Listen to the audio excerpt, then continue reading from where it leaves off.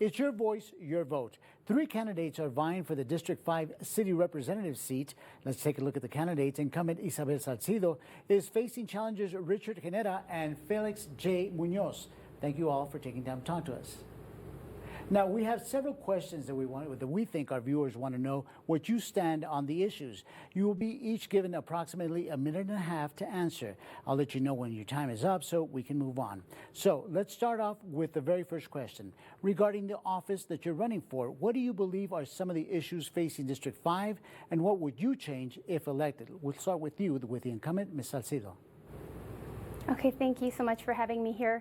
Some of the biggest issues that District 5 is facing, of course, it's streets and the traffic mitigation and management. The second one is taxes, and the third one is public safety. Is there anything that you would change? No, I currently am working on the mitigation of traffic. I'm currently working on the public safety. And the taxes, this last budget, I proposed to lower the tax rate to the no new revenue, so I continue to work to lower the taxes. Okay, Mr. Hernera, same question. Well, I've been knocking on doors for a little over a year now, and every time that I go out to talk to people, they let me know that their concerns are the increases in property taxes. Every time I go out there, someone's parent is having to move out of the district, someone's neighbor is having to move, or they're considering moving themselves. And it's unsustainable. Property taxes have been increased year over year. We did see a drop in the property tax base this last fiscal year, and the no new revenue tax base that was proposed so late that it wasn't really a viable option. What I would do differently is make sure that I'm having conversations with my constituents throughout the year, through the budget process, to make sure that they're informed about what's on the chopping block and what can still be afforded and sustained, and bringing people together to have that conversation, because it's going to be a tough hole to dig out of with $2 billion in debt, with with millions of dollars in certificates of obligations that have been passed. It's going to take a lot of conversations, and that's what I want to do differently. Mr. Munoz? Thank you for having me. One of the biggest things that has affected me personally, are taxes. So that's one of the things that I want to work on is taxes. Being in law enforcement for 26 years, we need more police in our area. Do it at night, 2 o'clock in the morning on weekends. You have drag racers in the back. There are a lot of accidents that are going on out there. But going back to taxes, when I do the block walking, a lot of people are in fixed incomes. Like myself, I'm in pension.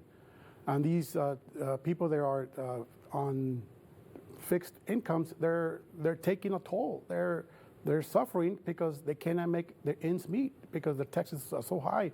And that's why some of these people have to work now after retirement, or even move to another like Horizon or Santa Teresa, to move out there just to make it end, make things end for them, make it more comfortable. Like for me, I'm okay so far because my wife works, but it is hard. Yes.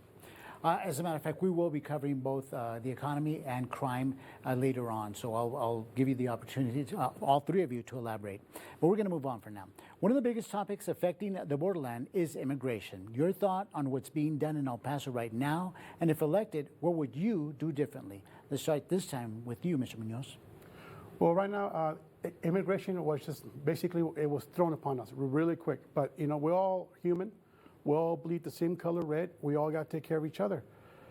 Immigration is going to be a problem for now, but hopefully it will taper off. But right now, I believe the city is doing whatever they can, best they can for what they have given them. And I'm glad that FEMA is actually backing up on their pay on reimbursement on the cost. So I think so far they're doing okay. But this will continue to be a problem. But then again, when another issue arrives, the city has to be quite aware of what's going on. So I believe right now it's not perfect, but it's not bad, and it's being handled to the best ability that the city can do right now. Mr. Genera? Well, immigration is one of those cards that's been dealt to El Paso that isn't always playing to our favor. In this situation, it hasn't. But we know we are a community of immigrants, and we know that bringing people in, welcoming them, making sure that if they aren't going to be staying in El Paso, if they have family or sponsors somewhere else in the country, that we're making every effort that we can to get them to those places, which is what the city of El Paso has been doing. I would have supported making the call of declaring a state of emergency here for the city of El Paso, because I think that we're not quite equipped to handle the influx of immigrants that we were seeing. And it is on the federal government to step up and come in for us when we need that help. And if the only way to make them do that was to be by declaring the emergency, I would have supported doing that. Now I'm very excited to work with our congressional representatives. There's a second congressional representative now that's going to be representing parts of El Paso. And so I'm going to be leaning on both offices to make sure that they're advocating for us, getting those funds for us, making sure that we're getting every penny reimbursed to us that was promised to us, and but still maintaining the values of being a pro-immigrant city. Okay, thank you. Ms. Salcido? I just want to start off by thanking the city staff for all their hard work during this immigration crisis. I think that we've definitely dealt it with compassion. We've been caring, and our goal was to be very clear and clean. We welcome them, we shelter them, we feed them, and it was transportation. But once we started to see more immigrants come in, and that's when I started to get concerned in regards to the numbers, and it was just quite not sustainable to me once I started to see the dollars we're spending from the general fund. And that's why I have been an advocate to call the state of emergency. I'm just looking at ways of how we're going to address the need that we have and to also offset the spending that we're doing with the general fund. FEMA refunding is great. It's just coming by so slow, and that is my biggest issue. We've asked for $10 million. That was not granted. $2 million is what was granted. It just came in the coffers. That's just not enough. I think we're right now at $6 million. It's a concern of mine. If we can get resources to offset what we're spending for the general fund is what I want to do, especially because it's a taxpayer dollar. And we want to make sure the taxpayer dollar is whole. And so that is going to be something I'm going to continue to do. Okay, thank you so much. Next question. El Paso is considered one of the safest cities for cities of comparable size. Do you agree that it is right now one of the safest cities, or do you believe more needs to be done to combat crime? I'll begin now with you, Mr. Genera. I don't believe that those two are mutually exclusive. I think that we can be one of the most, we can be one of the safest cities in the country, but still be very open-eyed about the issues that we're having. The Far East Side is finally going to be getting its police regional command center, which I am in support of that being built. It's really late, if you ask me, and so I'm happy to see that going up and reducing the response times out on the Far East Side. But it's more than that. We need to be bringing the community together. If I'm elected, I want to be very hands-on with neighborhood watch programs, providing them any extra resources that my office can, and leading the way, because we do have issues, and pretending that we don't isn't going to help anything. Also, I want to work with city youth. I want to have volunteer opportunities, give them opportunities to get involved with their local government, give them a reason to find something else to do other than getting into trouble. And I think if we address it from that aspect as well, we're going to see a reduction in crime. Mr. Munoz? Well, being a former law enforcement officer, it's great that we have the command center in our district. Response times were bad, but now they're coming back. As far as once they build it, it'll be great. That can prevent a lot of the drag racing they have at midnights on the weekends, and there's a lot of accidents that happen out there. So I'm glad that they're building it. If I'm elected, I will push for more officers, definitely for more pay for them.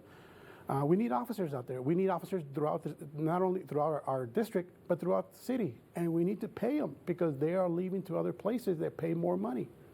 Okay, Ms. Salcido? So we all know to continue to be the safest city in El Paso, we need to make sure we are putting more badges on the streets. That's been my main focus, how to recruit, retain our talent. We are having another, I think it's about 3 academies. We're also doing a bilateral academy, which allows other police officers from other cities to be able to join our force with less of the time of training, which could get them more badges on the streets faster.